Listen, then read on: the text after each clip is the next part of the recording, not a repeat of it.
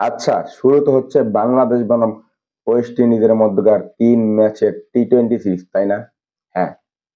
এখন আমরা তো জানি যে ওয়েস্ট ইন্ডিজ দল অনুশীলন করছে, বাংলাদেশ অনুশীলন করতেছে।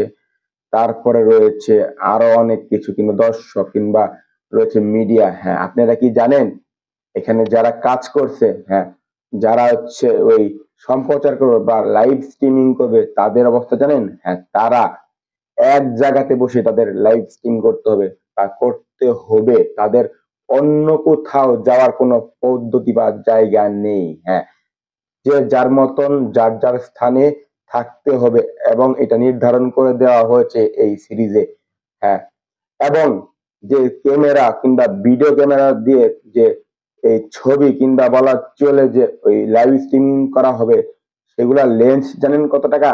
হ্যাঁ, বাংলাদেশের টাকায় 2 কোটি টাকা একটা লেন্সের দাম। তবে ওখানে ক্যামেরা কতগুলো রয়েছে আপনারা জানেন? অনেক অনেক। হ্যাঁ, একটা লেন্সের দাম যদি 2 কোটি হয়, একটা ক্যামেরার দাম অবশ্যই বহুত টাকা বা বহুত কোটি টাকা, কোনো লক্ষ টাকা বিষয় নয়। হ্যাঁ, আর একটা ক্যামেরা যদি অনেক কোটি টাকা হয়, অবশ্যই এখানে অনেকগুলো ক্যামেরার ব্যবহার হবে বা ব্যবহার হতে যাচ্ছে।